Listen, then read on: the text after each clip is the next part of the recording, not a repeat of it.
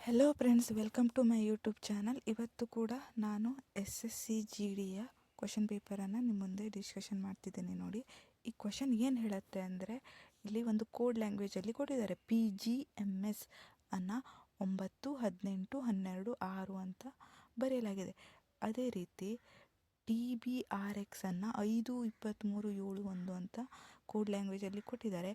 ಹಾಗೆ KAVOನ ಕೋಡ್ ಲ್ಯಾಂಗ್ವೇಜನ್ನು ಯಾವುದು ಅಂತ ಕೇಳಿದ್ದಾರೆ. ಇದು ನಾವು ಹೆಂಗೆ ಕಂಡುಹಿಡಿಬೇಕು ಅಂತ ಹೇಳಿದ್ರೆ, ಫಸ್ಟ್ PGMS ಅನ್ನು ಒಬ್ಸರ್ವ್ ಮಾಡಿ. ಪಿಗೆ 9 ಬರೆದಿದ್ದಾರೆ ತಾನೆ. ಫಸ್ಟ್ ನೀವೇನು ಮಾಡಬೇಕು ಅಂದರೆ A to Z ತನಕ 5 ಸೆಟ್ಟಲ್ಲಿ ಬರ್ಕೊಳ್ತಾ ಹೋಗಬೇಕು.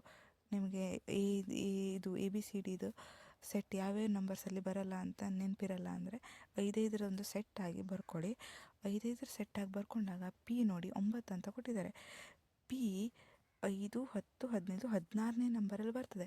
ಬಟ್ ಇಲ್ಲಿ 9ಅಲ್ಲಿ ಕೊಟ್ಟಿದ್ದಾರೆ ಅಂದರೆ ಉಲ್ಟಾ ತೊಗೊಂಡಿದ್ದಾರೆ ಅಂತ ಅರ್ಥ. 15ಕ್ಕಿಂತ ಹೆಚ್ಚು ಬರೋ ಸಂಖ್ಯೆಯದು ಪಿ, ಅದು ಕಡಿಮೆ ಇದರಲ್ಲಿ ಬಂದಿದ್ದಾರೆ ಅಂದರೆ ಝೆಡ್ಡಿಂದ ಲೆಕ್ಕ ಮಾಡಬೇಕು. ಝೆಡ್ಡಿಂದ ಪಿಗೆ ಎಷ್ಟು ಡಿಫ್ರೆನ್ಸ್? ಇಲ್ಲಿ 5, ಇಲ್ಲಿ 4, 9, ಇದು 1, 10. 11ನೇದು ಪಿ ಅಲ್ವಾ. 10 ಬಿಟ್ಟು 10ನೇದು ಪಿ ಅಂದರೆ -1, 9. ಓಕೆನಾ? ನೆಕ್ಸ್ಟ್ ಕರೆಕ್ಟ್ ಉಂಟಾ ಅಂತ ನೋಡಲಿಕ್ಕೆ ಸೆಕೆಂಡ್ ನೋಡಬೇಕು. ಸೆಕೆಂಡ್ 1 18, G ಅಂದರೆ 18. ಇದರಿಂದ ನೋಡಿ 7 ಬರುತ್ತೆ. ಸೊ ಸೇಮ್ ಉಲ್ಟಾ ಹೋಗಬೇಕಲ್ವಾ. 5, 10, 15, 16, 17, 18, 19, -1, 18. ಆಯಿತಾ? ನೆಕ್ಸ್ಟ್ ಎಮ್ ಅಂದರೆ 12 ಅಂತ ಕೊಟ್ಟಿದ್ದಾರೆ. 5, 10, 11, 12, 13, -1, 12 ಆಯಿತಾ? ನೆಕ್ಸ್ಟ್ ಲಾಸ್ಟ್ ಕೊಟ್ಟಿದ್ದಾರೆ. ಎಸ್ ಅಂದರೆ 6 ಅಂತ ಕೊಟ್ಟಿದ್ದಾರೆ. 5, 6, 7, 7 -1, 6. ಹಾಗಾದರೆ ಎಲ್ಲ ಝೆಡ್ ಮೂಲಕ ಹೋಗಿ -1 ಮಾಡಿದ್ದಾರೆ ಅಂತ ಅರ್ಥ. ಅದೇ ರೀತಿ KAVOನ ಕಂಡುಹಿಡಿಯುವ. ಕೆ 5, 10, 15, 16, 17, 18, 5, 5, 10, 11, 12, 13, 14, 15, -1, 14.